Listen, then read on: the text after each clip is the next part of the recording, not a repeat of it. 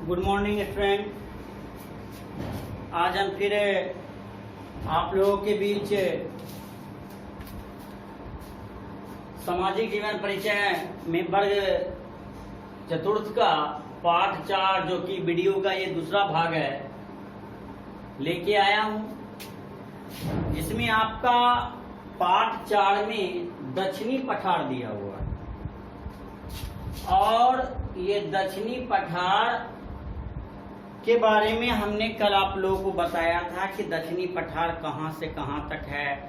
दक्षिणी पठार में कौन कौन सा पठार है, जैसे मालवा का पठार था, छोटा नागपुर का पठार था, दक्कन का पठार था। उसके बाद भी मैंने बताया था कि इस पठार को नर्मदा महानदी 2 भागों में बांट देती है। छोटा नागपुर का पठार, मालवा का पठार उच्च भूमि में आ जाता है जो उत्तरी मैदान की तरफ, जबकि निम्न भूमि की तरफ जो है दक्कन का पठार आ जाता है। उसके बाद हमने आपको पश्चिमी घाट, पूर्वी घाट भी बताया था। उसके बाद उसके अंदर की नदियों के बारे में भी बताया था। तो इन सारी जानकारी देने के बाद आज हम मुख्य रूप से पठारी क्षेत्र की नदियों के बारे में जानने आए हैं।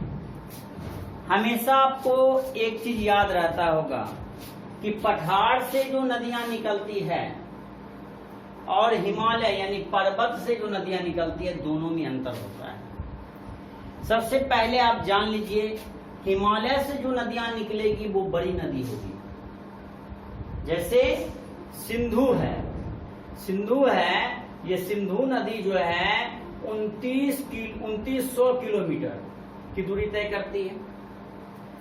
गंगा है तो गंगा 2500 किलोमीटर की दूरी तय करता है। ब्रह्मपुत्र है वो भी 2500 किलोमीटर का। लेकिन ये 2900 किलोमीटर जो सिंधु नदी की दूरी है वो पाकिस्तान तक है। और ब्रह्मपुत्र नदी का जो 2500 किलोमीटर की दूरी है, ये दूरी बांग्लादेश तक है। लेकिन गंगा नदी का जो 2500 किलोमीटर की दूरी है वह भारत तक ही है। इसीलिए हम भारत की सबसे लंबी नदी गंगा को कहते हैं, ना कि सिंधु और ना ही ब्रह्मपुत्र हो सकता है। तो पहली बात यह आ गई कि हिमालय से जो नदियां निकलेगी वो बड़ी नदी होगी, और जो पठार से निकलेगी वो छोटी नदी होगी। पहला ये, हिमालय से जो नदियां निकलेगी उसके साथ साथ बर्फ का सिल्ली, यानी इतना इतना बड़ा, इससे भी बहुत बड़ा बर्फ होता है। पहाड़ से जब बर्फ पिघलता है ना, रद्दा के तरह, ढेला के तरह, तो उसको ग्लेशियर कहा जाता है। और वो ग्लेशियर पिघल कर वही बर्फ का सिल्ली और नदी में आ गया, तैरने लग गया, तो उसको हम हिमानी कहते हैं। तो हिमालय से जो नदी निकलेगी उसमें तो हिमानी रहेगा ही रहेगा, जबकि पठार से जो निकलेगा उसमें नहीं रहेगा। हिमानी रहित माने हिमानी नहीं है, और हिमानी सहित माने हिमानी है। मैंने बता ही दिया, बर्फ जो पहाड़ से पिघल रहा है, इतना इतना बड़ा, बहुत बड़ा होता है, उसको ग्लेशियर कहते हैं। लेकिन वो ग्लेशियर जब जल में आके तैरने लगा वो सिल्ली, तो वो हिमानी हो जाता है। तीसरी बात क्या है मैं आपको बताना चाह रहा हूं, हिमालय से जो नदी निकलती है सालों भर उफान रहता है, उसमें पानी भरा ही रहता है, सालों भर वो नदी भरी हुई रहती है। लेकिन ये जो पठार से नदियां निकलती हैं वह वर्षा के मौसम में उफान हो जाती है। अभी जैसे बरसात का मौसम है, वो सब नदियां एकदम बाढ़ पूरा हो गया होगा। लेकिन वर्षा के बाद कुछ नहीं पानी रहता, सूख जाता है गर्मी के मौसम में। ये बरसाती नदी हो गई। अब क्या है, हिमालय से जो नदियां निकलती है उसमें जो बहाव होता है, धार होता है, वो समान रहता है, तेज धार नहीं रहता है, समान। लेकिन समान का मतलब ये नहीं कि आप उसमें आप चल जाइए तो नहीं भसिएगा, भस तो जाइएगा, लेकिन उससे भी तेज धार पठार से जो नदियां निकलती है इसमें होती है, बहुत तेज। और क्या है, जो हिमालय से नदी निकलती है उसमें जलप्रपात बहुत ही कम बनता है। जलप्रपात का मतलब क्या, देखिए हम आपको बता रहे हैं। जैसे यहाँ चट्टान है और यहाँ फिर समतल हो गया, फिर यहाँ छोटा सा चट्टान है, फिर यहाँ समतल हो गया।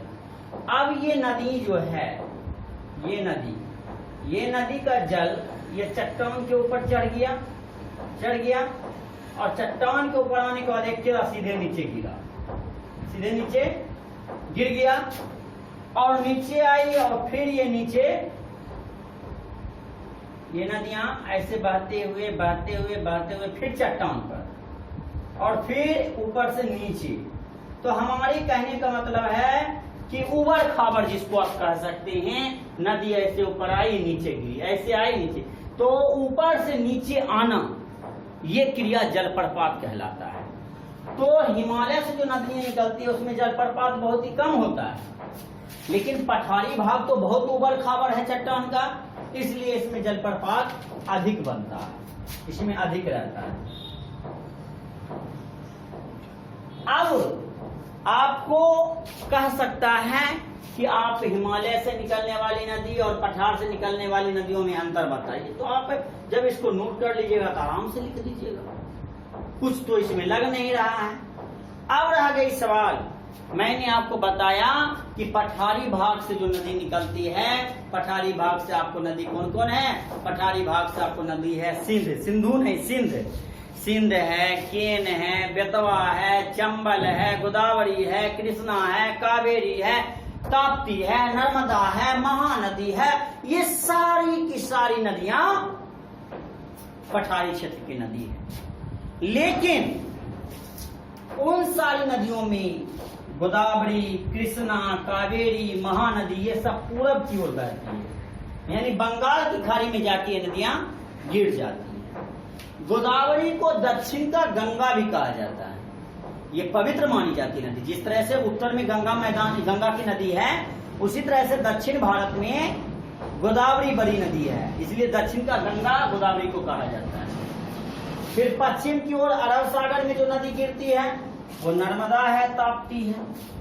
जबकि आपको अरावली पहाड़ की तरफ से जो नदी बहती है वह नदी गंगा यमुना में जाके मिल जाती है, वो है सिंध है, केन है, बेतवा है, चंबल है, और छोटा नागपुर के पठार के इधर दामोदर है, स्वर्णरेखा है। ये सारी नदियां गंगा और यमुना में जाके मिल जाती है। ये उत्तर की ओर बहने वाली नदी हो गई। तो पठारी भाग में एक पूरब की ओर बहने वाली नदी में गोदावरी, कृष्णा, कावेरी, महानदी, पश्चिम की ओर में नर्मदा, ताप्ती, उत्तर की ओर में सिंध, केन, बेतवा, चंबल, स्वर्णरेखा, नर्मदा, ये दामोदर, ये सब नदियां हो गई।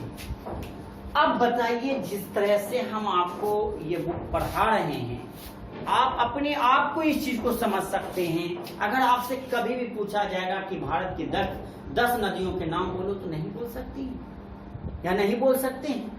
अब बोल सकते हैं।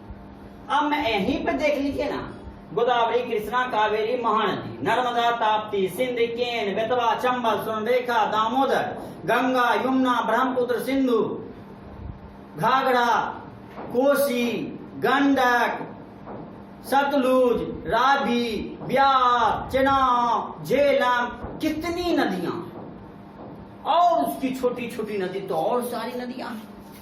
तो इन सारी नदियों को आप याद रख सकते हैं, और चाहेंगे तो 10 नदी तो जरूर आपको याद रह जाएगा। उसके बाद हम लोग आगे आते हैं नदियों में। आज जान लीजिए, मेट्टूर बांध किस नदी पर? कावेरी नदी पर। नागार्जुन सागर बांध किस नदी पर? कृष्णा नदी पर। हीराकुंड बांध किस नदी पर? महानदी पर। जानते हैं, ये सब बहुउद्देशीय परियोजना था।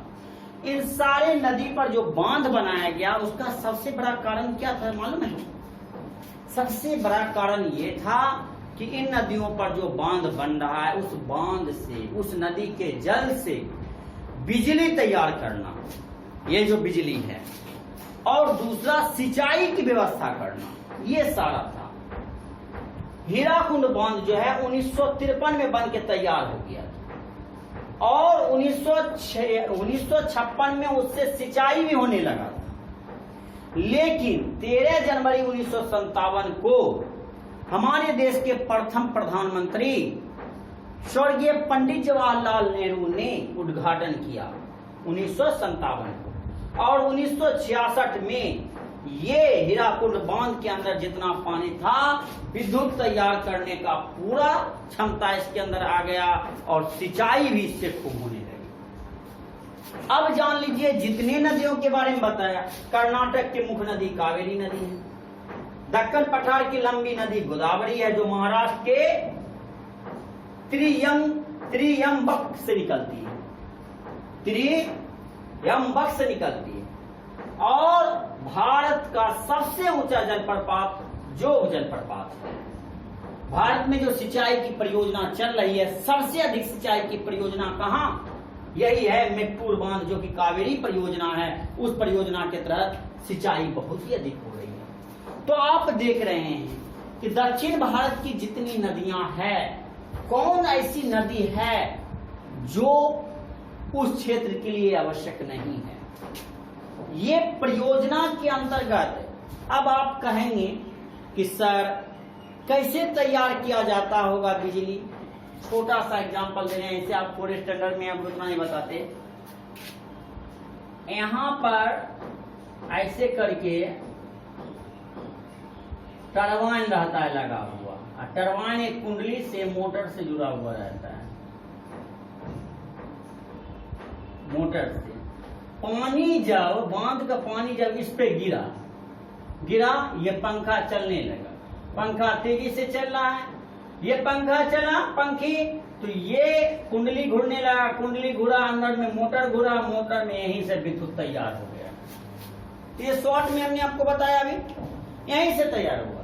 तो हमारी कहने का मतलब है, हमारे देश में जो नदी घाटी परियोजना चल रहा है, उसमें सबसे महत्वपूर्ण काम होता है विद्युत उत्पादन और सिंचाई। तो बच्चों, आज के वीडियो में हमने आपका जो ये 10 मिनट का आज मात्र वीडियो दिया है, इसमें आपने देखा कि पठारी क्षेत्र की नदियों का क्या महत्वपूर्ण योगदान है। क्या आपको जितनी सारी चीज दिए हैं वो सब याद करने की चीज है। देखिए, सबसे पहले पठार से निकलने वाली, हिमालय से निकलने वाली नदियों में अंतर। ये देखिए, पूरब की ओर बहने वाली पठारी नदी, पश्चिम की ओर बहने वाली पठारी नदी, उत्तर की ओर बहने वाली पठारी नदी। कावेरी नदी पर कौन बांध, कृष्णा नदी पर कौन बांध, महानदी पर कौन बांध, देख रहे हैं। कर्नाटक की मुख्य नदी कौन सा है, दक्षिण पठार की लंबी नदी कौन है, भारत का सबसे ऊंचा जलप्रपात। ये जितना आपको हम यहाँ दिखा रहे हैं, जस्ट अगर आप इसको अच्छा से याद रखेंगे तो सारा आपका क्या होगा मालूम है, जीके आपका स्ट्रॉन्ग हो जाएगा। और जीके ही नहीं, आपका चैप्टर भी टोटल बन जाएगा। हम इस तरह से पूरा डिटेल करके पढ़ाते हैं।